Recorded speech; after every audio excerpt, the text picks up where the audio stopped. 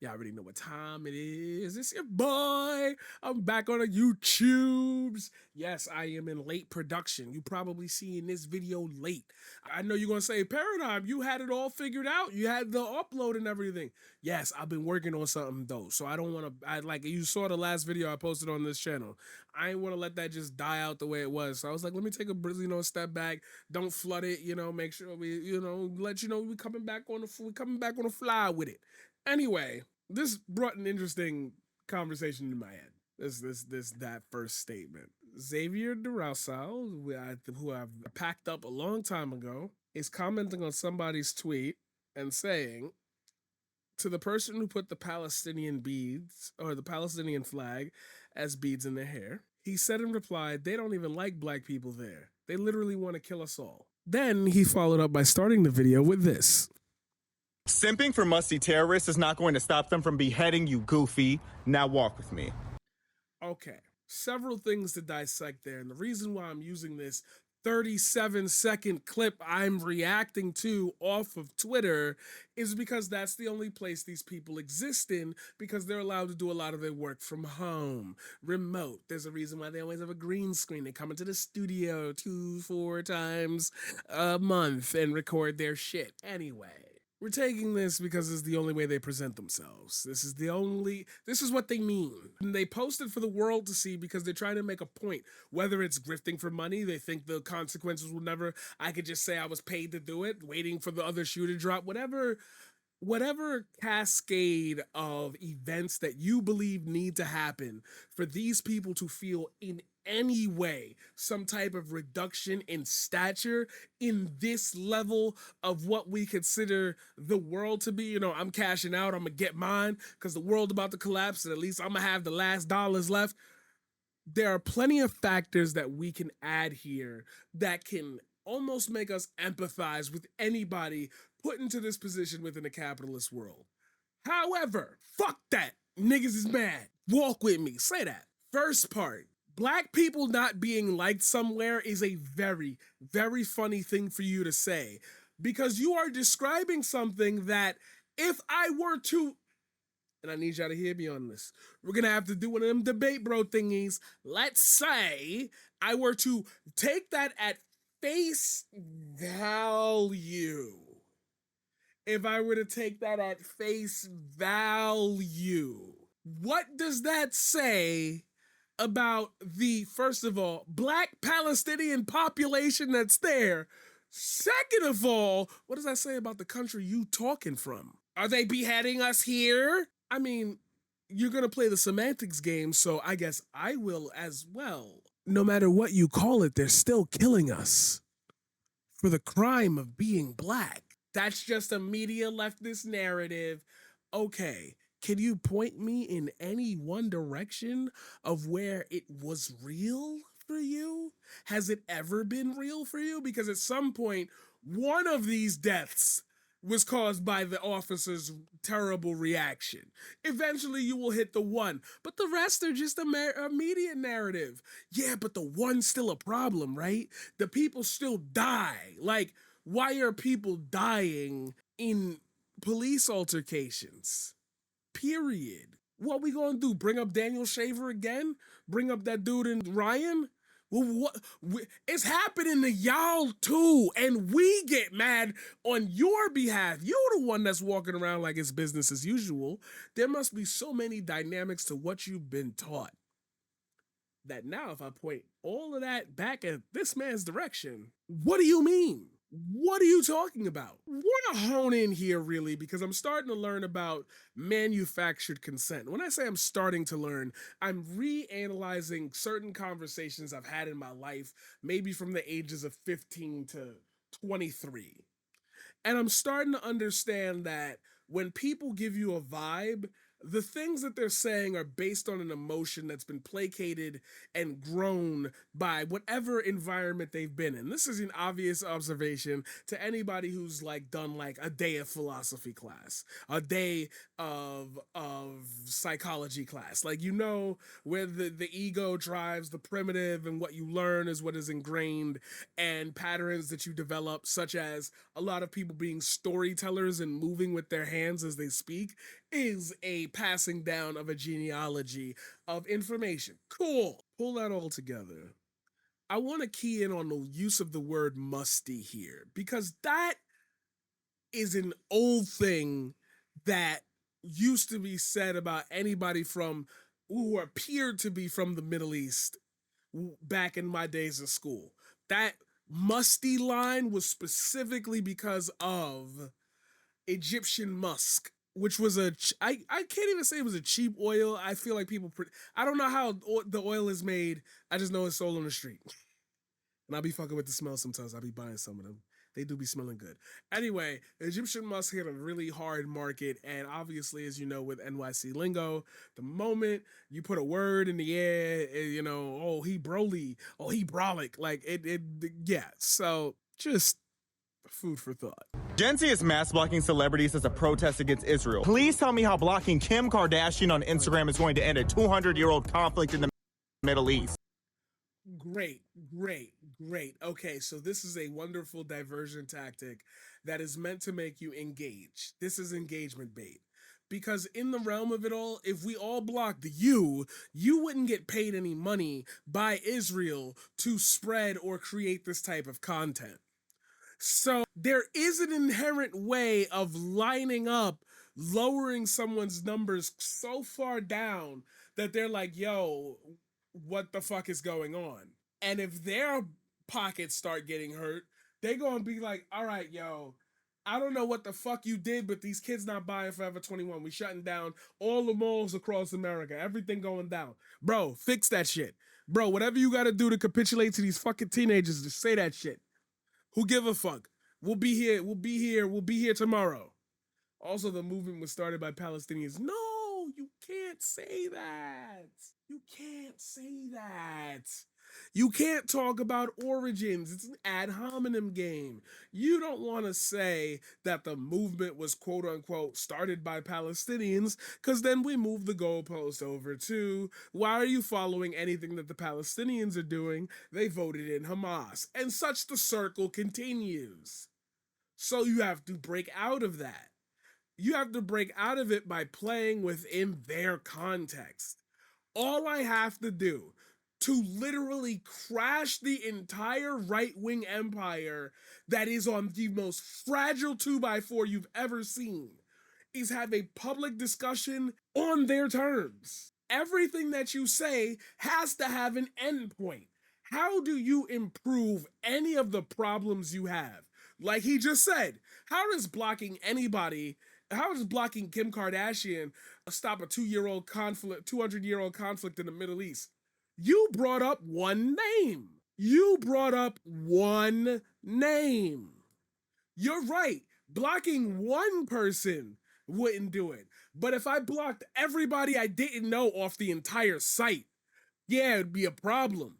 If one person do it, every user on the website loses a follower. If we all just deactivated our accounts for a day. Stock markets crashing. You have such a little fundamental understanding of this topic that if I were to simply point that out to you, there is no other way to deflect. You cannot give them the gravity of having a point two. This is a very, very big problem in the debate sphere. And this is why I don't go outside for that. This is why I don't like challenging people, because the kill shot's always obvious to me because I've been around people that play the game. When you got to get by and you've always heard the saying, you can't hustle a hustler. There's a reason for that saying. You can't hustle a hustler. This shit is baby shit. However, it is funded so very well that it presents itself as a juggernaut. Okay, let's play the juggernaut's game then. If I take everything you say as truth, the very next step you take cannot be any of the following. Ding, ding, ding, ding, ding, ding, ding, ding, ding, ding, ding. Because all 10 of those makes your point moot. But if I give up the game and say, shouldn't we support the people who are dying? Target shift. Immediate. Because already at this point, you're going to get the, October 7th, October 7th, October 7th. Okay, October 7th happened. How many people died on October 7th? How many hostages do they have? Do you know where the hostages are? Is it quite possible that if Hamas uses human shields, they would be using the hostages as human shields? If the answer to everything you're saying, which it has to be, remember, ding, ding, ding, you can't have any of these. Watch this, watch this. You can't have any of those. Remember, I'm playing by your rules, your game, your style, your point. So if Hamas is using the hostages or possibly using civilians as human shields, how successful are they if they're killing civilians and not hitting Hamas? Are Hamas not using the civilians as human shields? Are the IDF missing? When you say casualties of war, I thought the whole point was fuck agreeing with you about the aid, fuck agreeing with you about the military, the clear incentive for them to keep going is they haven't gotten Hamas yet. They haven't Hamas. They haven't gotten them yet, right? That's why we're praying for Rafah right now, right? Like, even if you don't support them, you know Israel's going into Rafah, and Rafah has the population. You can't deny that because you're pro-Israel. I'm just telling you the actual order of events. No narrative, no spin. Israel did this, and they're continuing to do this. Fuck all their war crimes. Let's say they didn't do them. Why did they need to push that entire population in if they know where Hamas is and know where if you put them all in one place and you say you've bombed enough to make sure they're not hiding anywhere else and they're not living, how are you going to differentiate if they're using the human shields? This entire line of thinking, all the way down, still lands you in one of those 10. So if your point of meeting me at any point in a conversation is to say anything about the situation, you already lose by the mere fact that that's the side you're going to argue.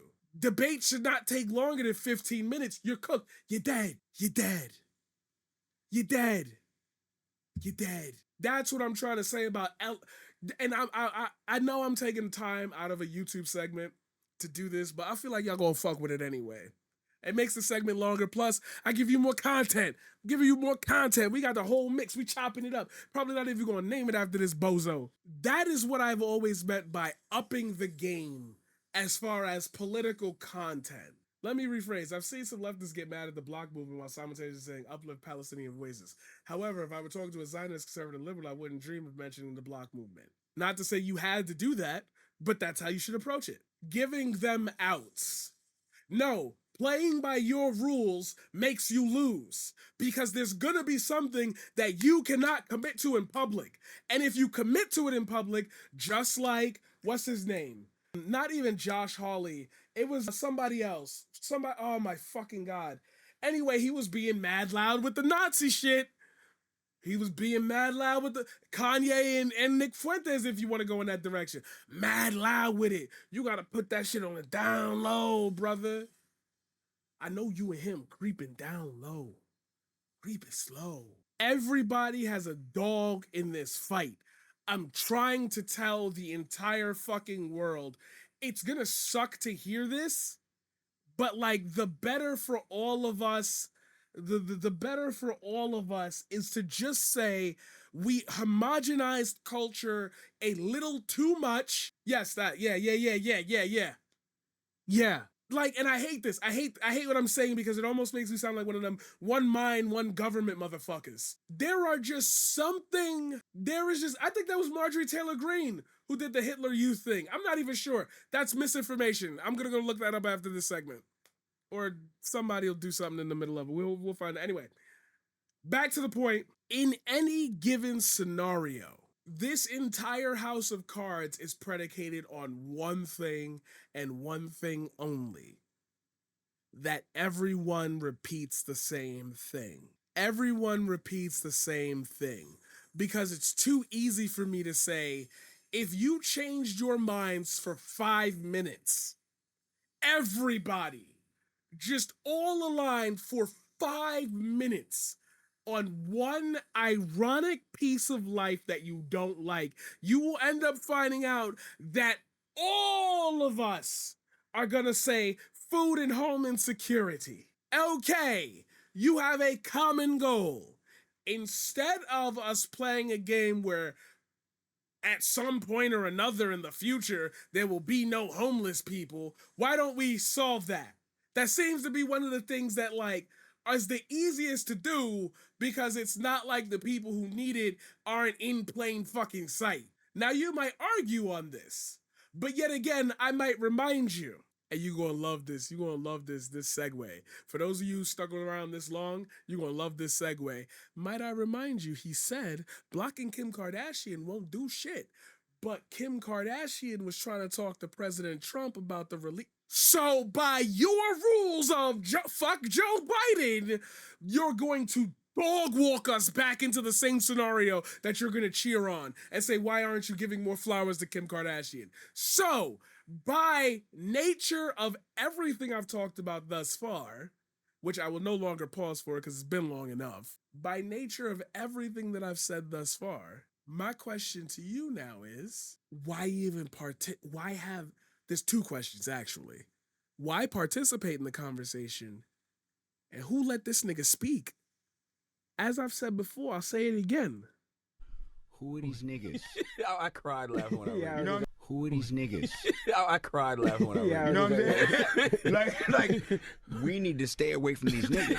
You anti-Semites can't even spell activism. Closest chance we ever had to. Now I don't have to pause it. Well, I just paused. I said I wasn't gonna pause anymore. But now you kind of get the gist of like where the video goes, and therefore his personality, because it's consistent with everything else he's done. World peace was that Ellen selfie, and look how long that lasted. Y'all are treating Hamas like they're a group of your disappointed fathers, and I promise you, this performative act. Disappointed fathers. Who's he talking about? Who's he talking about? Who's he talking about? Is he talking about white people? Now you might say, well, he started off the video with they hate black people in Palestine. Okay, but remember the shift? He's got to apply to everybody, right? Activism is only appeasing the self-serving addiction that you have to being viewed as revolutionary. But white leftists own this movement, or so I was told. What's his job then? That's embarrassing saying that the real Amber Rose endorsed Donald Trump. That's embarrassing to tweet. That's embarrassing to tweet. Oh my God. Oh my God. Anyway, see ya.